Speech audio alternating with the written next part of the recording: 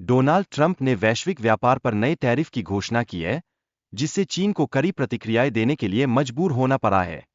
यह स्थिति व्यापारिक तनाव को और बढ़ा रही है। चीन ने इसके जवाब में अमेरिका के उत्पादों पर 35% टैरिफ लगाया है और कुछ दुर्लभ तत्वों के निर्यात पर रोक लगा दी है। इससे अमेरिका की तकनीकी प्रगति पर नकारात्मक प्रभाव पड़ सकता है। ट्रंप ने चीन को चेतावनी दी है कि उसे अपने कार्यों का भारी मूल्य चुकाना होगा और उन्होंने टैरिफ को 104% तक बढ़ा दिया है। यह व्यापार युद्ध की स्थिति को और उग्र बना सकता है। अगर चीन अमेरिका को अपने निर्यात में कमी लाता है, तो इसकी अर्थव्यवस्था गंभीर संकट में पड़ सकती है। यह स्थिति चीन की निर्यात पर निर्भरता को उजागर करती है। चीन के निर्यात का एक बड़ा हिस्सा अमेरिका को जाता है, जिससे उसकी कंपनियों को अधिक लाभ होता है।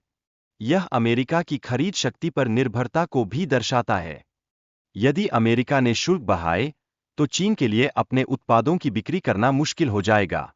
इससे उसकी अर्थव्यवस्था और कंपनियों पर गंभीर नकारात्मक प्रभाव पड़ेगा।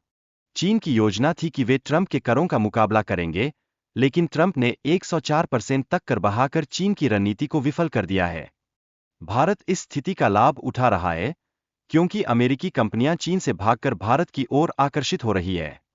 यह भारत के लिए एक बड़ा अवसर साबित हो सकता है। भारत अमेरिका के साथ व्यापार समझौतों में तेजी लाने की दिशा में प्रयासरत है।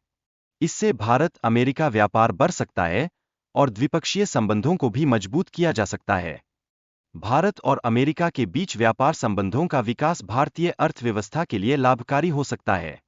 इससे भारत की स्थिति मजबूत होगी और चीन का मुकाबला करने में सहायक सिद्ध होगा।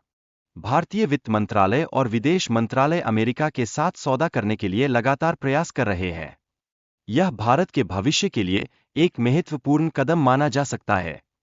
चीन के अंदर चल रही राजनीतिक उथल-पुथल की जानकारी भी महत्वपूर्ण है।